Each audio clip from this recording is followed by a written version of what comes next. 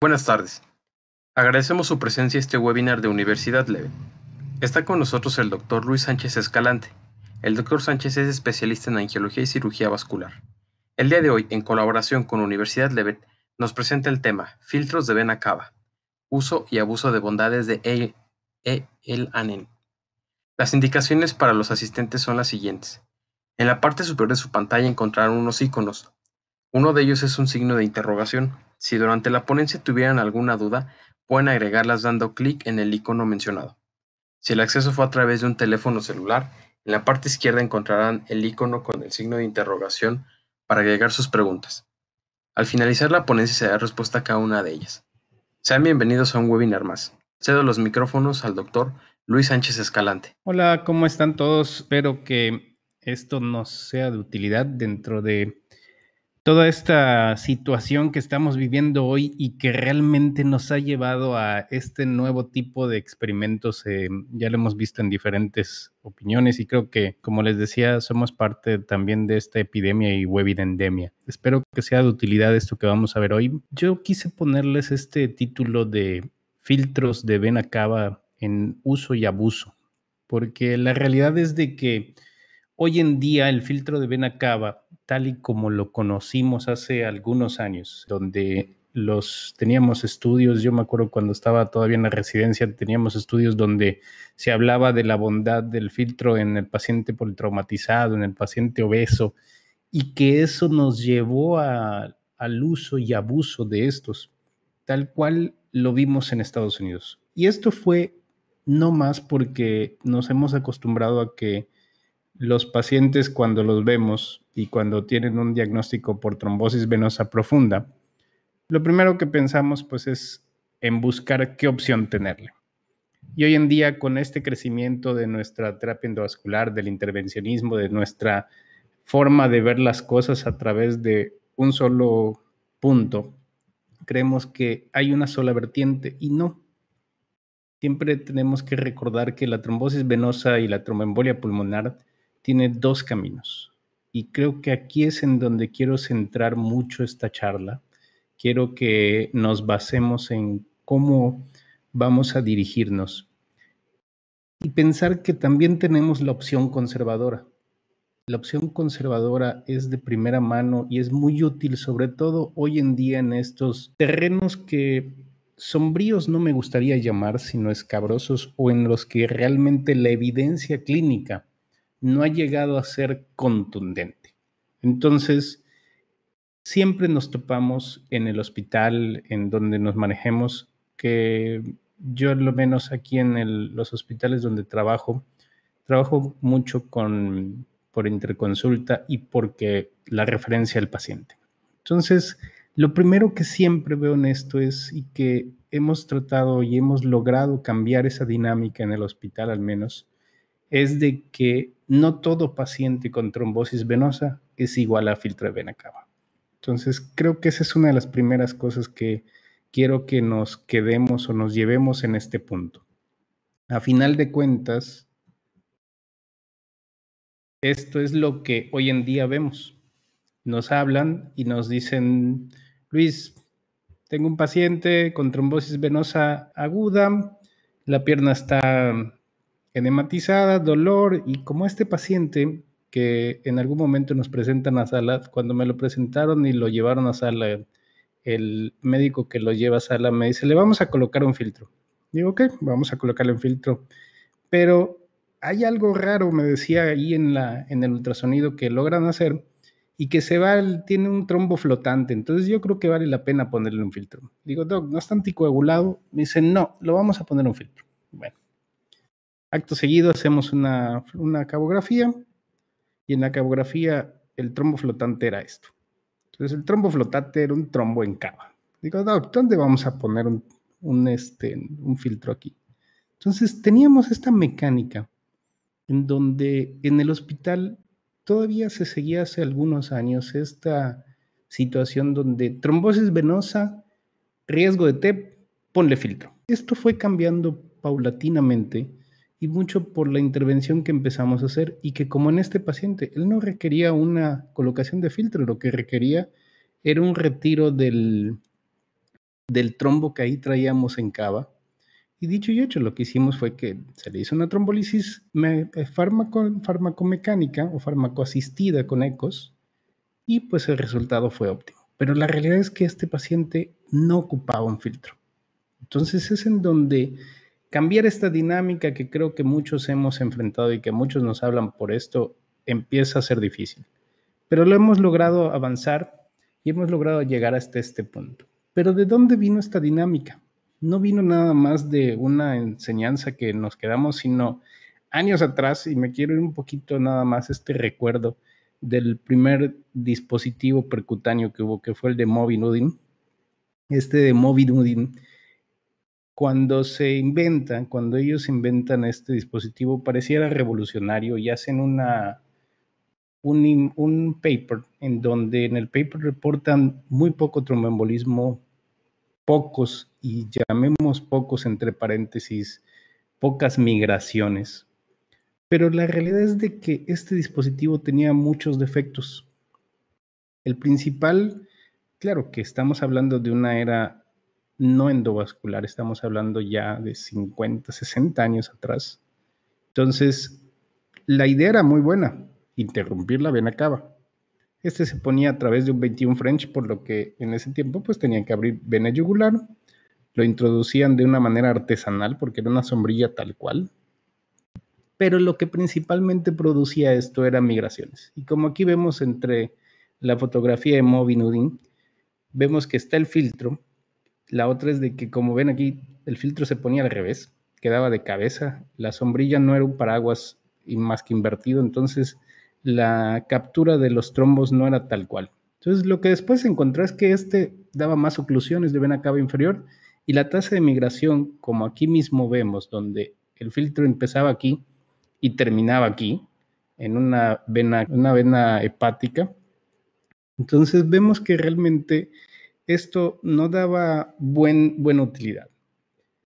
A final de cuentas, de ahí vienen muchos otros tipos de dispositivos y los principales que después de este paper de Moby Nudin mencionaban que ellos en su paper tenían pocas migraciones, pocos tromboembolismos, pero creo que como muchos algo no estaba bien descrito, porque años después vieron que no era así. Después vienen ya los filtros que conocimos y que este fue el de los que más perduraron, que fue como el Greenfield. El filtro de Greenfield fue de los que quizá más se hayan colocado a nivel mundial y más hayan perdurado también. Pero después se encontró lo mismo, migraciones, perforaciones de cava y TEP.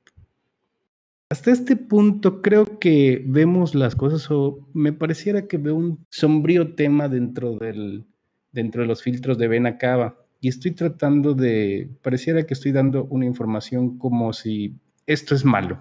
No es así, sino quiero que veamos hoy qué es lo que pasa cuando no los usamos adecuadamente. Y a ese punto me dirijo. ¿Qué es lo que pasó en Estados Unidos? En Estados Unidos empezó a haber una tendencia del 98 al 2005 hacia la alza del uso de filtros de vena cava.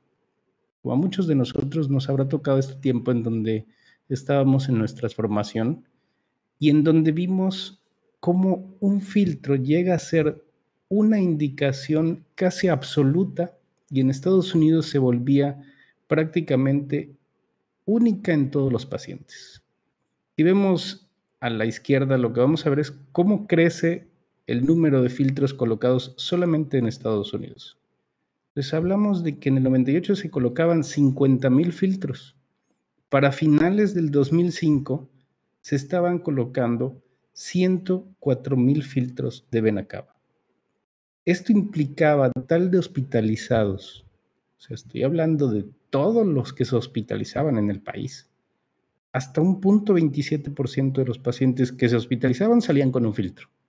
Esto es, 2 de cada 1,000 pacientes salían con un filtro del hospital. Y lo que era más dramático, esta tendencia que pensábamos que era buena, los llevó a este punto en donde, si se fijan en la gráfica, en la parte superior, casi todos los pacientes, estos son estudios de Medicare, y estos son los que prendieron un foco de atención en Estados Unidos hacia los filtros de vena cava. Casi todos los pacientes que tenían una trombosis venosa se les colocaba un filtro. Y estos, en la línea amarilla, vamos a ver los pacientes con trombosis o tromboembolismo.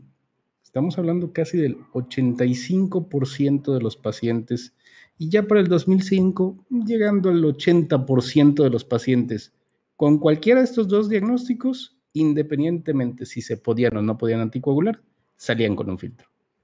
A este punto habían 100,000 pacientes que se les colocaba un filtro. Aparte eran los pacientes que se les colocaba profilácticamente porque tuvieron un traumatismo, porque eran obesos, se iban a una cirugía y por N número de causas más.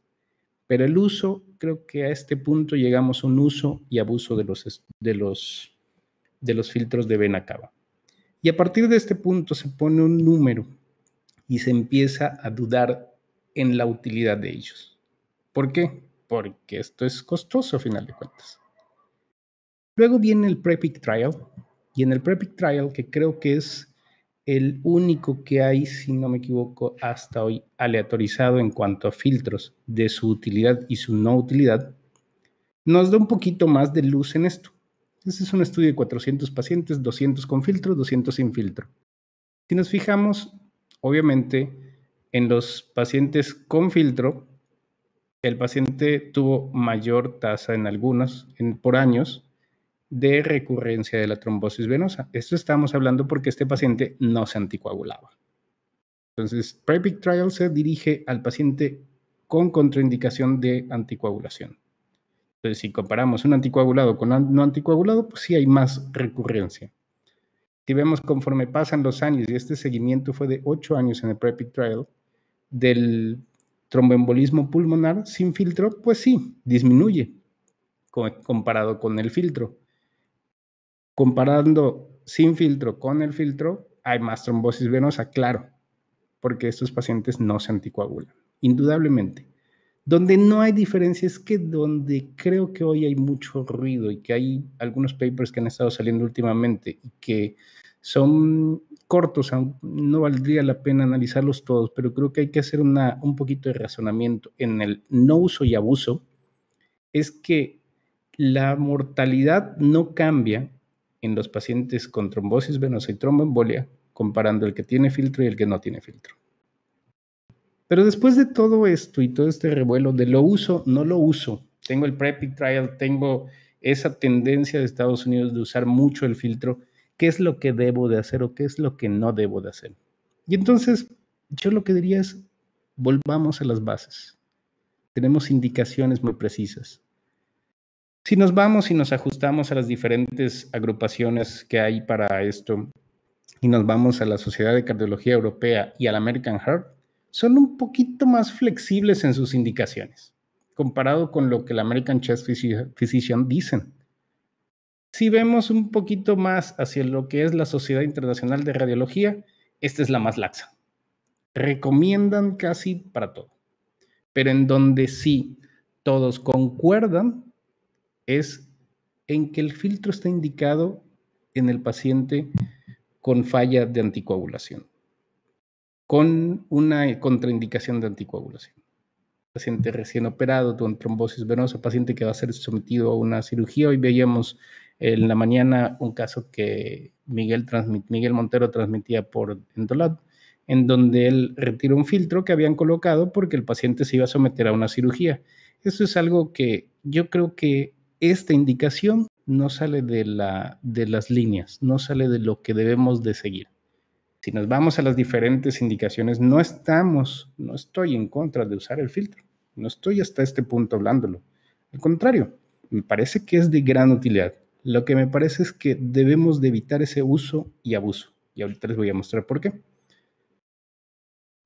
Resumiendo hasta aquí este punto, vayamos y centrémonos únicamente a todo lo que dicen las diferentes asociaciones y que está indicado en trombosis venosa, con trombosis venosa profunda, con tromboembolismo pulmonar, pero con contraindicación de anticoagulación.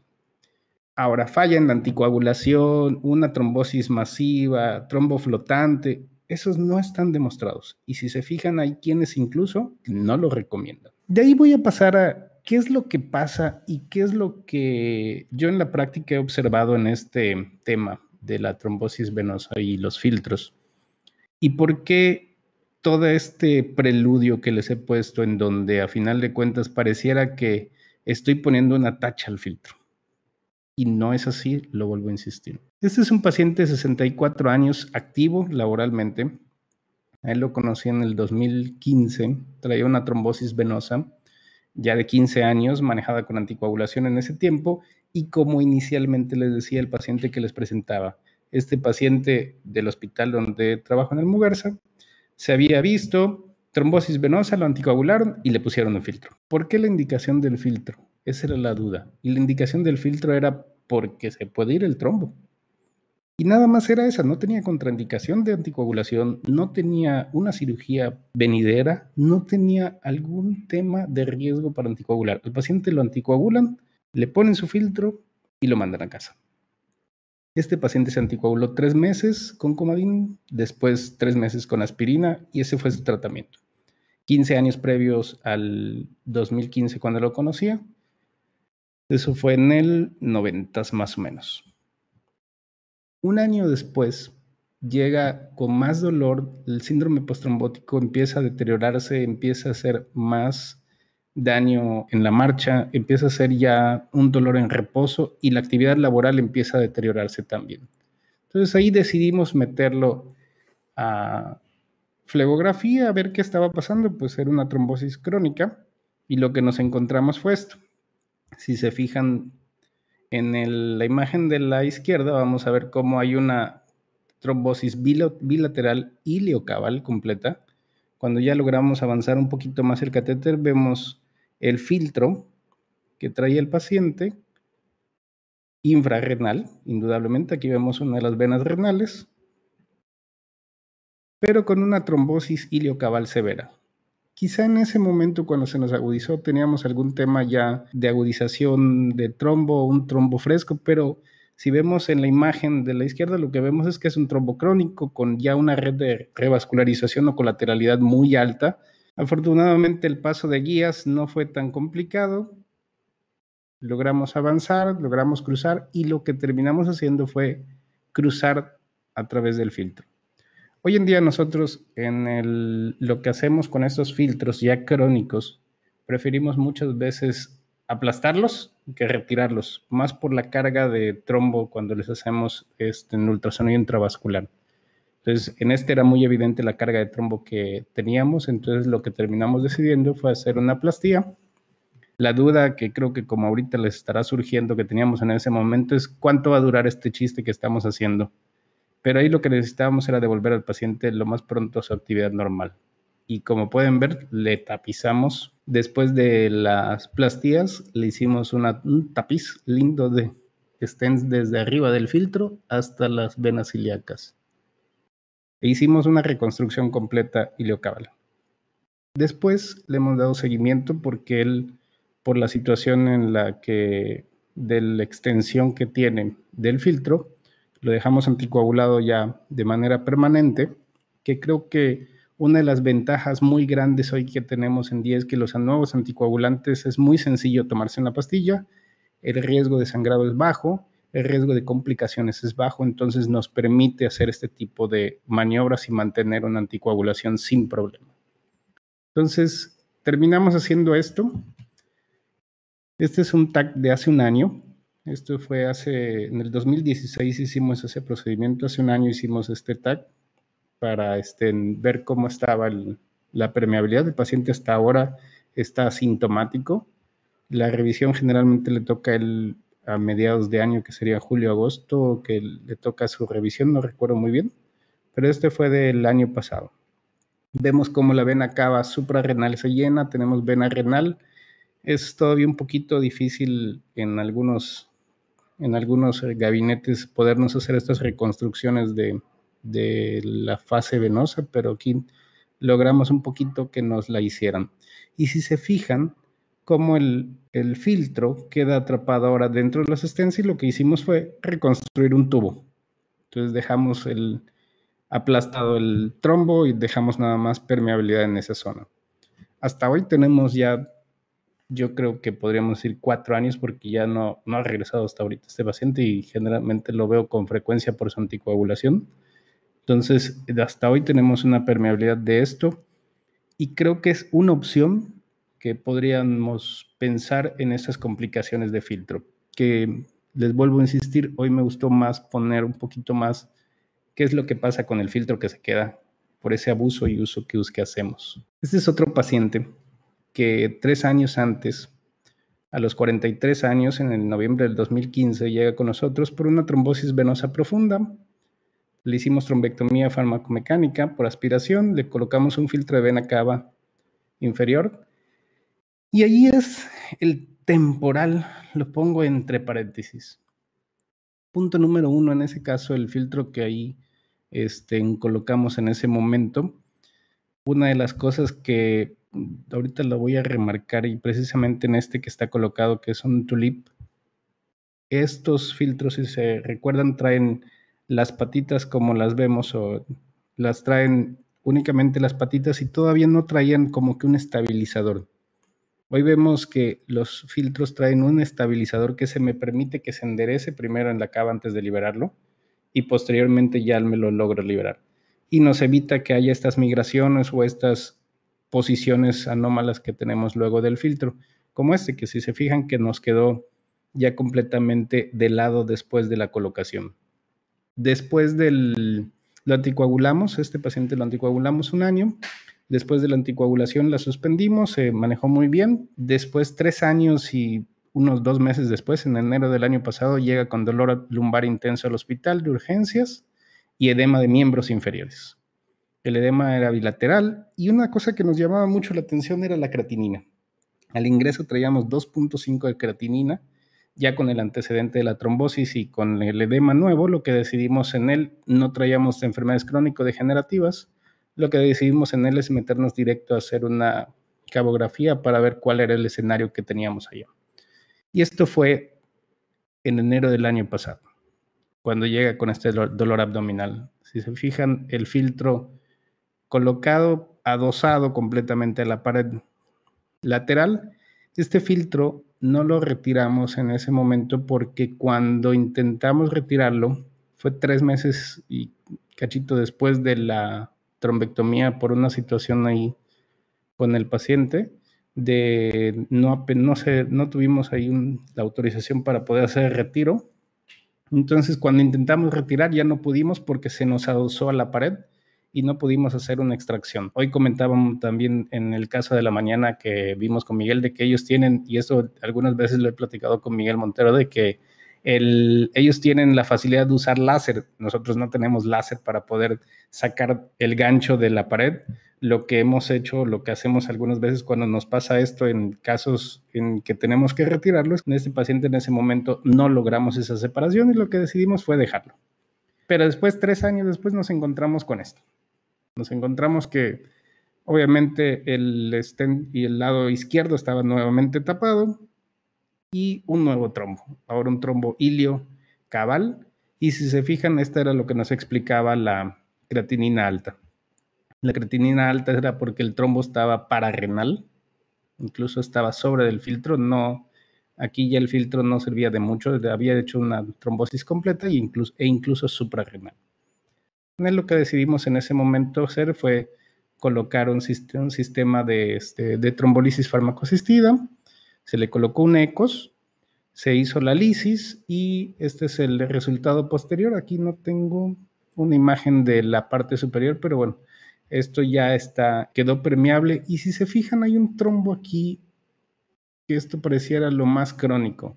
No sabemos si esto estuvo formándose, se formó, si el paciente se le hicieron estudios de trombofilia y n número de cosas y como en la mayoría de los pacientes no encontró nada el hematólogo, pero en nuestra práctica un paciente con una trombosis recurrente lo sometemos nuevamente a anticoagulación y se queda permanente en anticoagulación más este tipo de pacientes. Cosas curiosas de los filtros, como en este caso, si se fijan que aquí no lo recalqué, es que si ven la pared de la cava está aquí y la patita del filtro está aquí. Después en el TAC lo estudiamos y está hacia la parte posterior, no está hacia ninguna víscera, entonces no nos ha preocupado moverlo.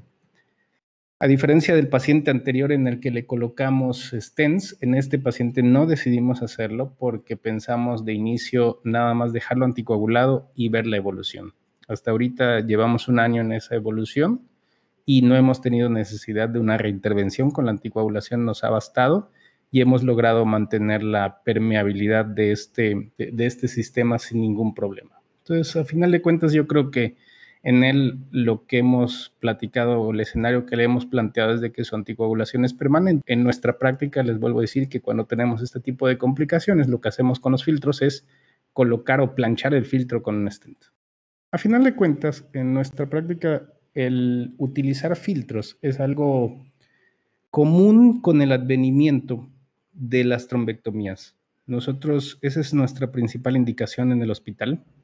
La principal indicación que hoy tenemos para colocación de filtros de vena cava es cuando hacemos trombectomías, sobre todo fármaco-mecánicas, cuando tenemos un segmento iliofemoral y siempre colocamos filtro.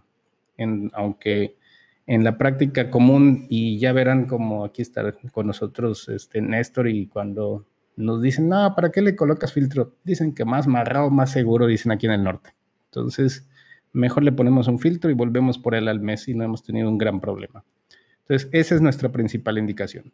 Otras indicaciones son indudablemente la ausencia de anticoagulación. Ahorita les voy a enseñar un video de un jovencito que colocamos este lunes, en que es una contraindicación de anticoagulación, en donde también colocamos el filtro temporalmente.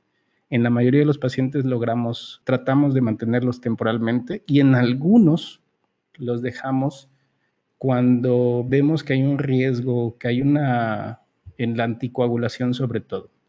Ahora tenemos un paciente así que trae una hemoptisis por un daño pulmonar recurrente, en donde por la falta de anticoagulación decidimos ya dejar ahí el filtro. Procuramos cuando vemos pacientes, que también me ha tocado ver pacientes que tienen filtros todavía ahí colocados, en donde lo que procuramos es anticoagularlos, mantenerlos anticoagulados porque a final de cuentas es un riesgo el mantenerlos. Ahora, para retirarlos, verán que muy en particular lo que hoy nos atañe, que es el filtro de ALN, a mí me gusta mucho por este gancho y estas patitas estabilizadoras que cuando lo colocas hacen que se quede muy en el centro y evita pegarlos muy fácil. Retirarlo para mí hoy en día me es más fácil quitarlo con un lazo que con el mismo sistema de forceps que trae ALN. Yo me he acostumbrado a usar un lazo y por eso es mucho más sencillo, se me hace muy sencillo para esto. Pero lo sencillo creo que ahí tiene una dificultad y es precisamente este caso como el que les estoy poniendo ahorita, donde entramos, lazamos, lo jalamos, después de la punción, el paciente le estábamos platicando con él, terminamos y nos dijo, ¿ya terminaron? Sí, tan rápido, así es. Y esto, pues, yo creo que es un procedimiento que no dilata mucho cuando son sobre todo casos que hemos hecho recientemente y que tienen un mes y medio el filtro colocado. Este paciente es una de las cosas que también quise ponerles porque es uno de los este paciente nos pasó por exceso de confianza un detalle que no percibimos. Cuando entramos y nosotros colocamos un introductor 11 French para retirarlos. A la hora de meter el introductor y pasar la guía, tuvimos un pequeño detalle que omitimos, que fue puncionamos, pasamos guía, avanzamos guía, la vimos aquí a este nivel, y después a la hora de meter el introductor, de pronto la guía se perdió. Y ahí fueron 2 minutos donde oí la guía. Cuando regresamos otra vez hacia arriba, vimos la guía que estaba enrollada en el ventrículo junto con el introductor, lo retiramos, volvimos a armar e hicimos esto. Eso fue un transcurso de 5 minutos. Quitamos el introductor y salimos y después de que lo retiramos, les digo, me decía el paciente, ¿ya terminaste, Luis? Ya, le dije, esto era así rápido y salíamos, como bien te dije. Pero después lo que le decía al paciente estaba yo platicando con él en ese momento Le dije, te voy a dar de alta hoy, te quedas aquí un ratito y te vas para la casa. En ese momento me retiro, doy la vuelta a hacer las notas y en esto, y me habla el anestesiólogo y me dice, oye Luis, lo veo raro y no me responde. Entonces, al final de cuentas, el paciente lo vimos en ese momento, no era raro, sino que lo vimos inconsciente. Lo regresamos, estábamos todavía en sala, lo regresamos y esta fue la imagen que primero vimos. Ahora lo que hicimos fue, primero hicimos una cabografía porque lo primero que se nos ocurrió es, oye, desprendimos algo, no encontramos nada en cava y después vimos esta imagen que si se fijan es un poquito dinámica y adinámica a la vez. Si se ven moviendo aquí se ve moviéndose el JR aquí, pero un punto y detalle importante es que no se mueve moviendo nada el corazón. Entonces aquí el paciente lo traíamos con en paro y lo traíamos deteriorando su función. A final de cuentas hicimos ahí una ventriculografía buscando qué era lo que pasaba. En el hospital tenemos la fortuna de que cuando hacemos esto tenemos todo a mano y en ese momento, después de 10 minutos de histeria o de 10 segundos de histeria, lo que pedimos fue apoyo al equipo de cardiología y el equipo de cardiología se acerca con nosotros porque en lo que estábamos y que fue después recordándonos, lo que nos había sucedido fue de que al principio, recuerden que les comentaba que la guía se nos enrolla en ventrículo, lo que nos pasó fue que tuvimos una perforación ventricular o auricular, no la supimos identificar a final de cuentas, por eso se hizo el ventriculograma, pero no se veía. Entonces, lo que se hace de primera instancia es que se intenta una punción. Aquí pueden ver la mano del cardiólogo. Se hace una punción pericárdica para intentar hacer una pericardiocentesis. No lo logramos. Entonces, ahí ya se habla al equipo. Seguíamos, si se fijan, seguíamos con el corazón todavía parado. Se habla al equipo de cardiocirugía. Les digo, este es punto, creo que nos habla mucho a nosotros. Esto nos pasó hace unos 4 meses, 5 meses, fue en diciembre que nos pasó. Esto nos habla mucho de cuando retiramos las cosas, tenemos que seguir nuestro step by step. A nosotros nos ocurrió en el hospital que tenemos todo. Les digo, 15 minutos después de que estábamos metidos en el problema, teníamos en la sala ya cardiólogo, cardiocirujano, una bomba de circulación extracorpórea y un team listo para abrir el corazón. Entonces terminó haciendo cardiocirugía y una ventana pericárdica, se le colocan drenajes y ya después de un ratito otra vez bombeando. Punto importante, la edad del paciente. El paciente, eso fue lo que más nos ayudó. Logramos salir del problema, se le logró hacer la ventriculografía, no hubo necesidad de hacer ventriculografias ni nada de eso, con la pura pericardiocentesis y la ventana pericárdica logró quedarse, dejando los drenajes, que es lo que vemos aquí, el tubo de drenaje es lo que aquí vemos. El paciente pasa a terapia intensiva y después estuvo ya en alta de recuperación. Pero un procedimiento de 5 minutos nos llevó a un internamiento que en lugar de ser ambulatorio, como hacemos los retiros de filtro, de una semana. Y nos llevó a un tema de complicación muy severa.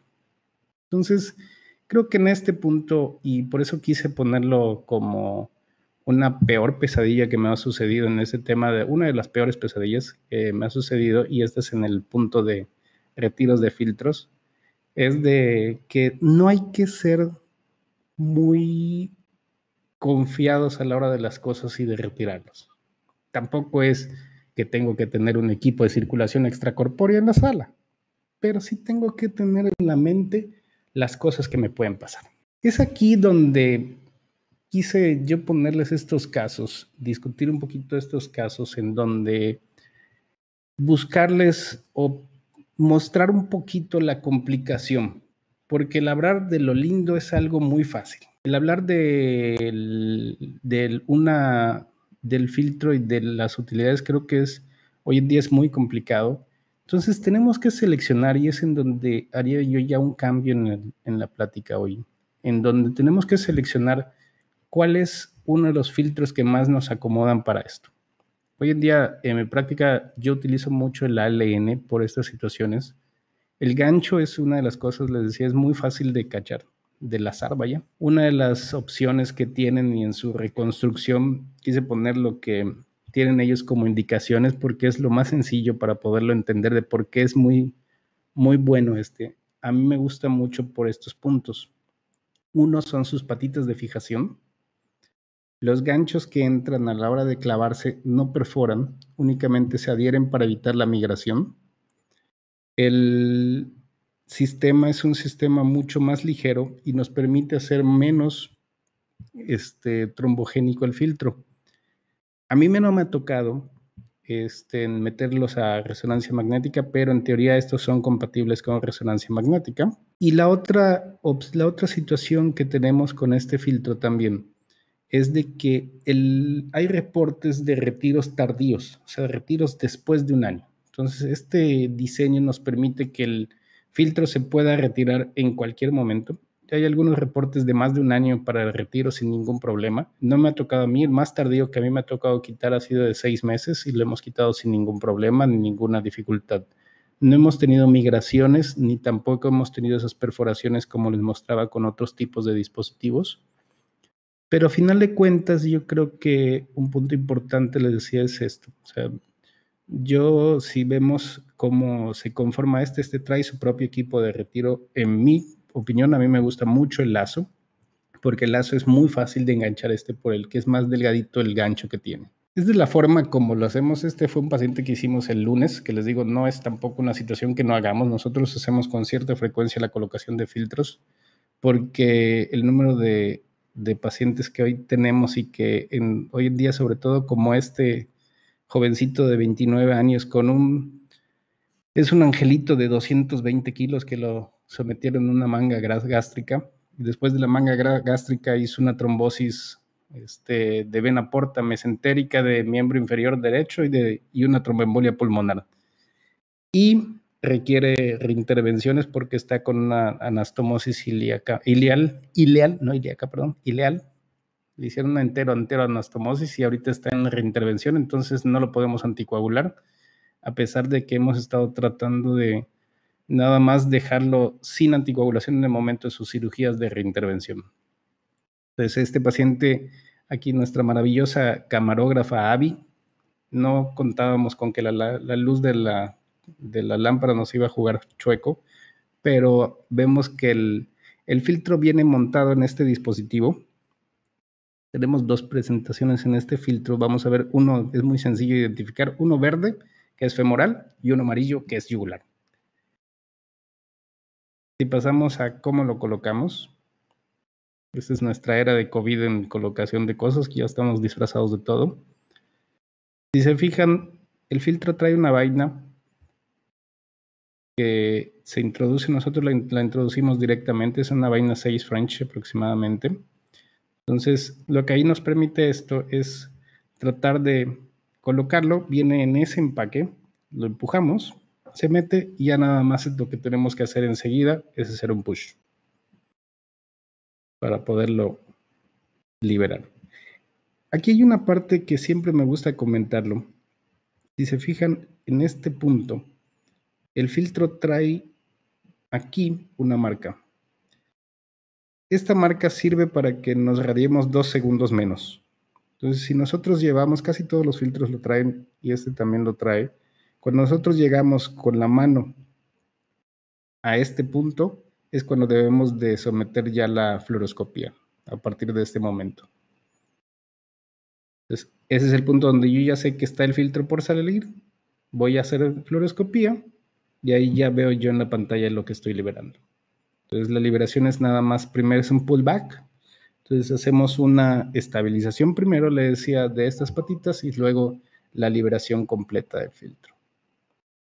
A final de cuentas, yo creo que los puntos o las situaciones para llevar que les quiero dejar son seleccionar a nuestro paciente. Nosotros lo utilizamos con bastante frecuencia, les vuelvo a decir, no es una situación por como hoy inicié la charla que pareciera que estoy tachando el uso y abuso, sino al contrario, es seleccionar bien y no caer en ese uso y abuso. Apegarnos a la guía. Las guías, no nos apeguemos a una, sino basémonos en todas. Todas nos hablan de cómo se debe de hacer. Todas nos hablan de cuál es la dinámica a seguir. Retirarlos es mejor. Retirarlos lo más pronto es lo mejor. y si se quedan, anticoagúlalos.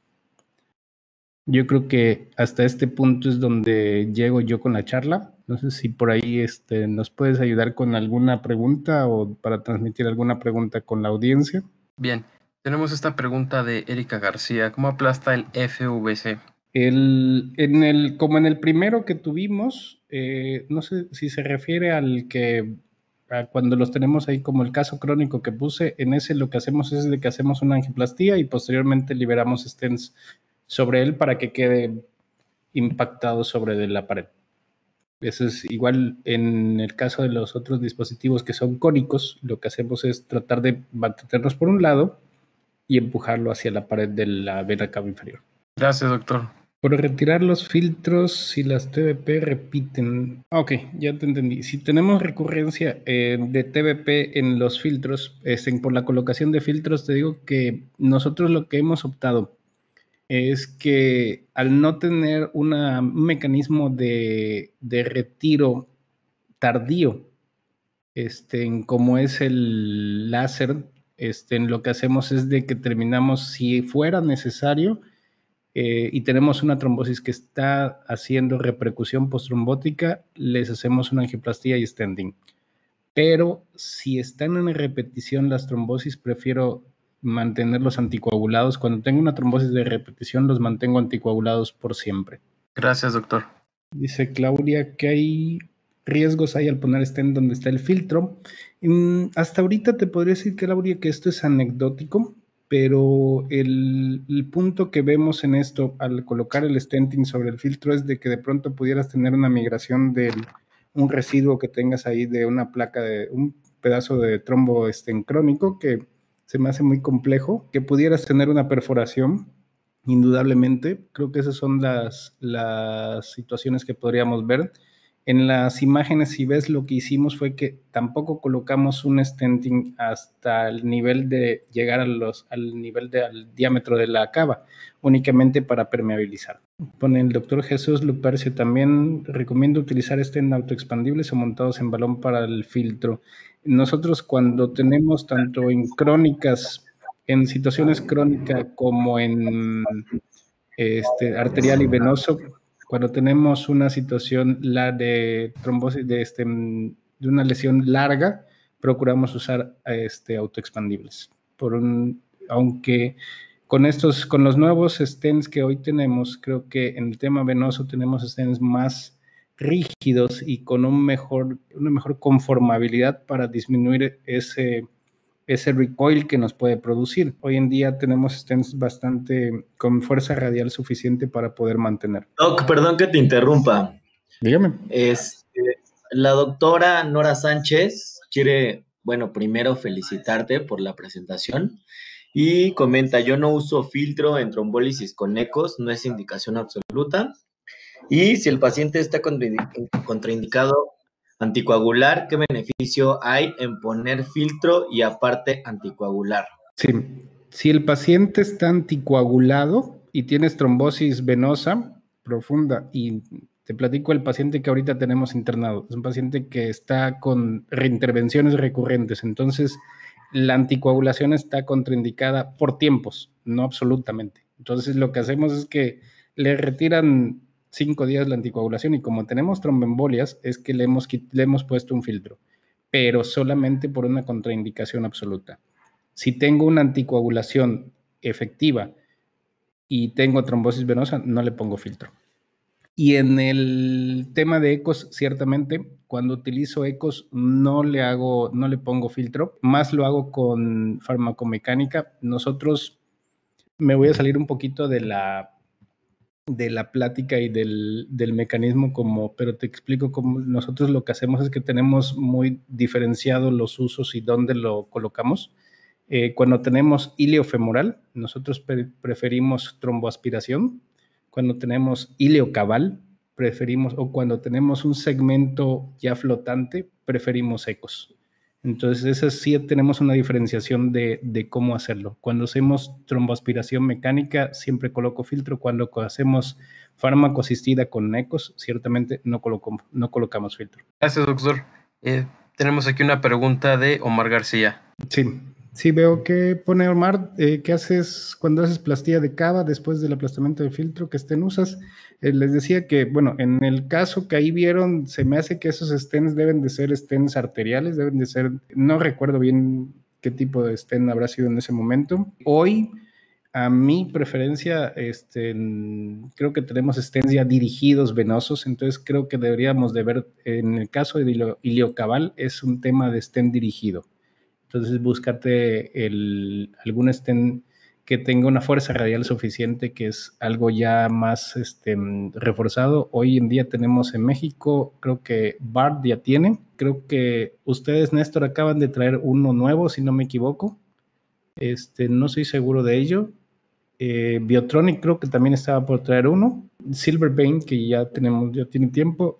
Realmente, a mi parecer, hoy en día yo creo que si hicieras una comparación de mercado de esto y te digo así cuáles son the best of los que más tienen papers, son Bard con su Venovo, por ahí viene Medtronic.